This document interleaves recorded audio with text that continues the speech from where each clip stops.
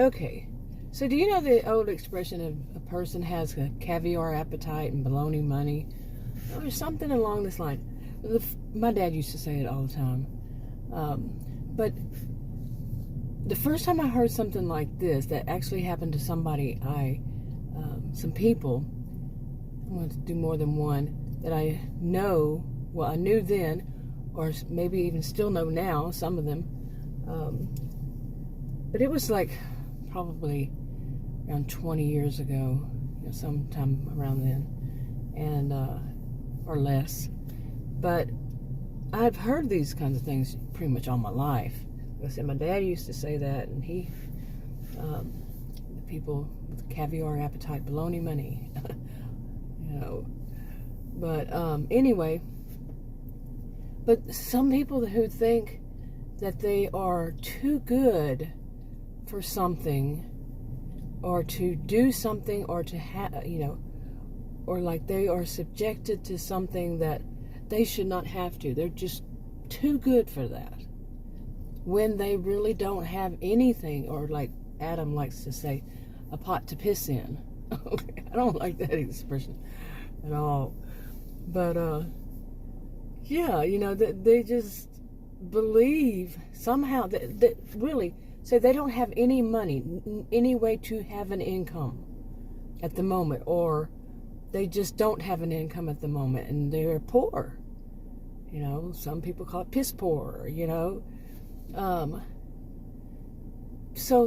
they still think that it's beneath them to have a job, for one, or beneath them to contribute to whatever it is, or like if they're in a house, they're with their parents or whatever, that they would have to contribute to clean the house.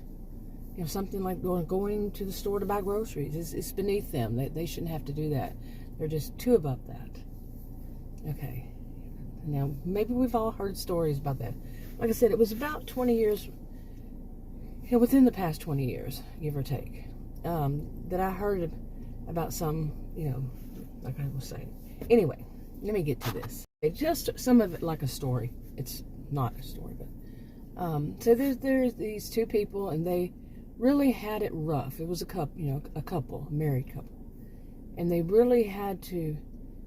Both of them had a lot of troubles all their lives, and when they got married, they decided they were going to make a better future for themselves and their children when they had them, and all this stuff,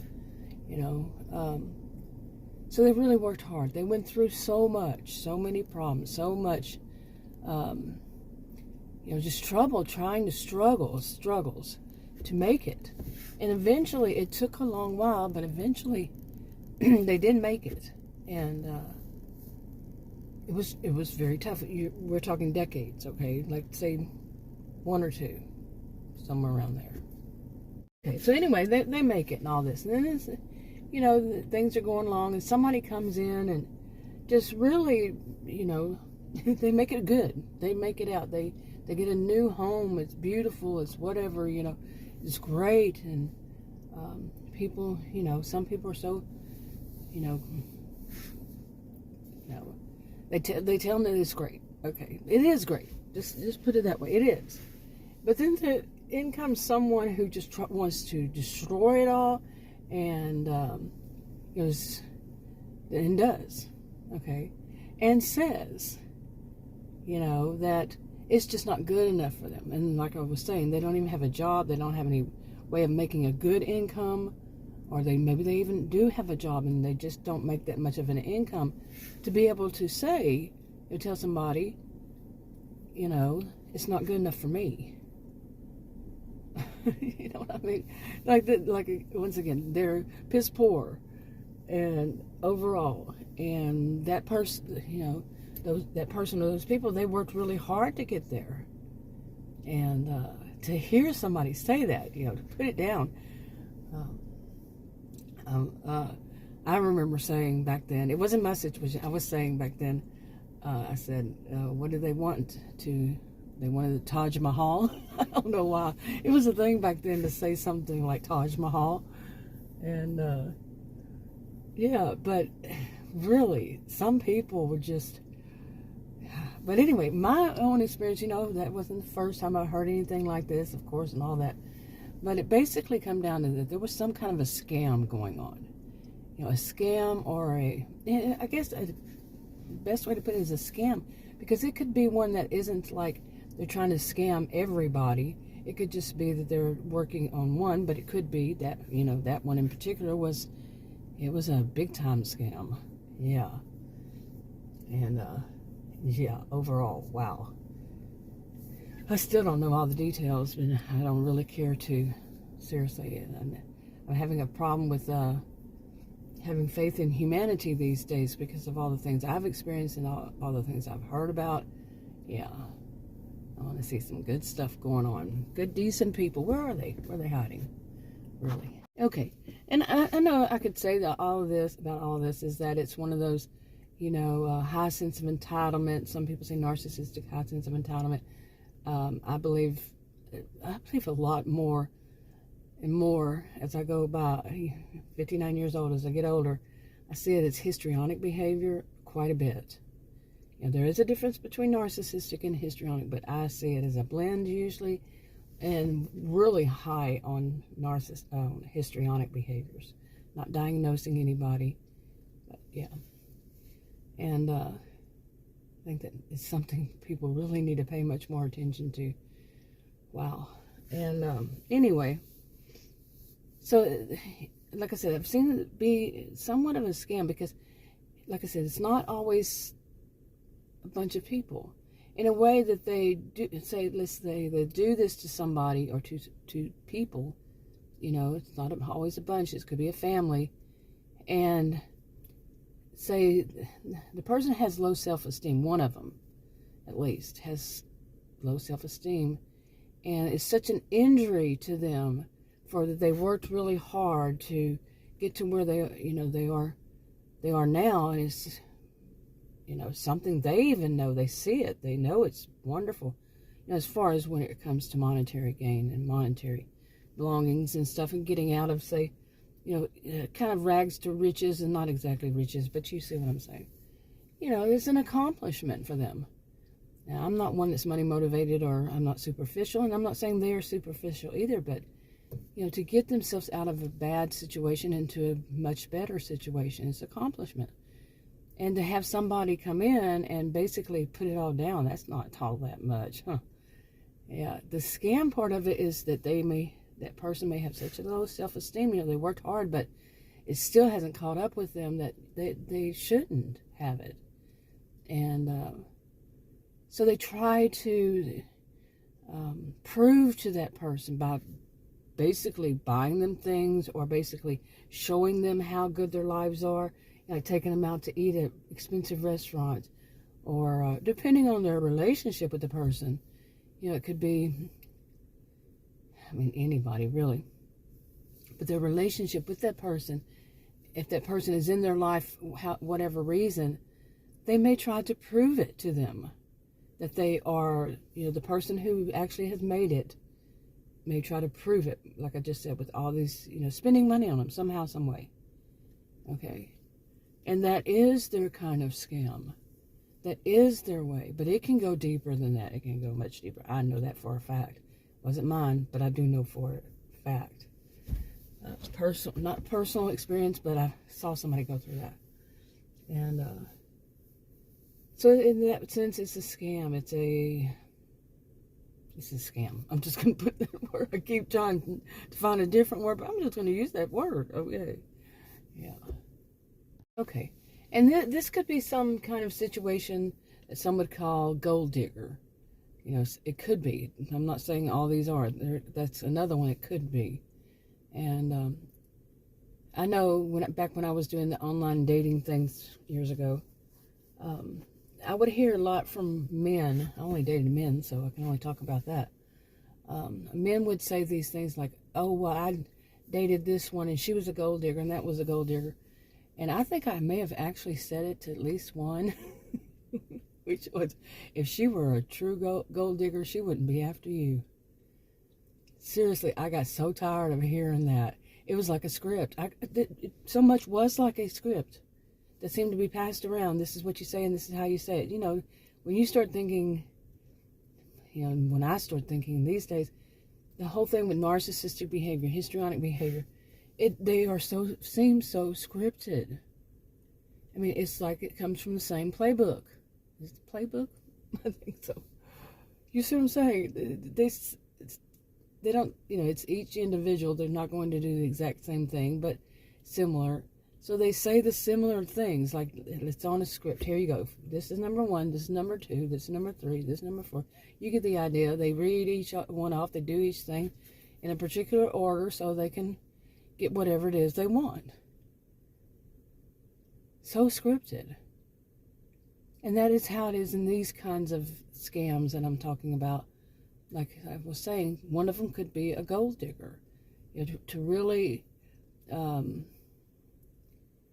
know, like make themselves like a trophy person. You know, I'm not saying trophy wife, trophy, could be trophy male, you know, husband kind of situation. Make themselves look good with their baloney money, really, or the way they scam somebody else out to buy them that nice makeup or those nice clothes or whatever. And then attack the person's self-esteem. The person who actually has made it, has actually done the work to make it. Not somebody who had it handed to them on a silver spoon. If somebody has, that's their business. It's nobody's to say that they shouldn't. Come on, seriously. Somebody had to make it somewhere along the line. It started somewhere, you know. But, really. But they will attack, like I said, they will attack the person's, why are they coming out here? So, you know, they'll attack somebody's self-esteem. Okay, it was a little funny. Adam came through the garage. I'm out in our driveway doing this video, and he came through the garage. I'm outside of the garage. Of course, I would not do that inside the garage. But he came outside, and I was like, wow, it kind of surprised me. And then he was surprised because he didn't realize I was sitting out here, even though I told him. So, anyway, it was just, I guess it was just funny to us. But anyway, so to get back to this, I mean, I've known people, like I've said in so many videos, since I was born, who have these histrionic traits, characteristics, behaviors, exhibit them, oh my, some to an extreme. You know, they want attention, they want it to be all about them. You know, they don't care if it's negative attention, positive attention, they want attention on them. And they want pretty much anything they can get. I don't think I've ever said that, but the ones that I've known, like I said, you know, one size doesn't fit all. They don't all do the same thing, and this is my experience. Might not be the same to you, see. But yeah, they really want whatever they want, and they don't care who they hurt in the process. You know, I used to talk about the difference between jealousy and envy, but I've heard that that's backwards. That's not exactly like what I'd always heard. Was jealousy was wanting something that somebody else has and you don't want them to have it. It's like somebody wants to date your boyfriend, wants to take your boyfriend away from you, and they don't want you to have that boyfriend, okay, or girlfriend, whatever's the case. And envy is that they want what you have, and they don't care if you also have it. Like you get a new car, they want that new car. Not yours. You can have yours, but they want one just like it. The same make, model, color, and all. They want the same. And then if they can't get it, they just, like some people, old-fashioned people say, they put the evil eye on you. You know, hope for bad for you. In either situation, jealousy or envy, really. But, yeah, I've known people like this my whole life who have these so thick, and they, you know, you can go down to the way they dress, especially when they're young, is very provocative. Male or female, doesn't matter. They make themselves stand out every which way that they can. Maybe, possibly, you know, like I said, they don't know how to do these things. but with bling and makeup and hair, you know, some men wear makeup and some of them do their hair. Well, men can do their hair in various ways, or grow beard, mustache, whatever. Something that will make them stand out in a crowd. I don't have that option to change mine. I don't like to stand out as it is, but I'm a gentle giant of a woman, always have been, so yeah. So I stand out. Don't really care to, like I said, I really don't. You don't see me on camera, do you? I'm not saying everybody that's on camera wants to stand out. Okay. Well, you see, like I said, it's not a one-size-fits-all kind of thing. But really, when it comes down to it, it's a collection of behaviors, traits, all that, and you know, that make people really. Oh, what was that noise? You heard it, didn't you? Well, it's my dog inside my house. He's jealous. The other one went walking with Adam, so this one's jealous. Speaking of, anyway, but this is on my mind again. It's been off and on about how some people, they do really, truly believe that's, where did they get this is what I wonder. Not really, but I do. Not really, but I do. I have a clue. Okay, social and behavioral scientist, I have a pretty good clue. Lifetime of experience, yeah. On top of all of it. I taught at college and university. So, anyway. But they have this inflated sense of self. And they are determined, that's, some would say, more narcissistic. And they're determined to get whatever they want and how they want. They don't care. They want to be the center of attention so they can get it. More histrionic. And do anything to get it. Don't care. Negative attention, positive attention. Don't care. They want it. And but where did it start? Well, some people say in childhood, of course. But my experience and what I've seen, not my personal experience, because I'm not histrionic, I'm not narcissistic. Well, we all are both really, when it comes down to it, to a degree, you know. But no, I'm talking about people who stand out with it and they want to stand out.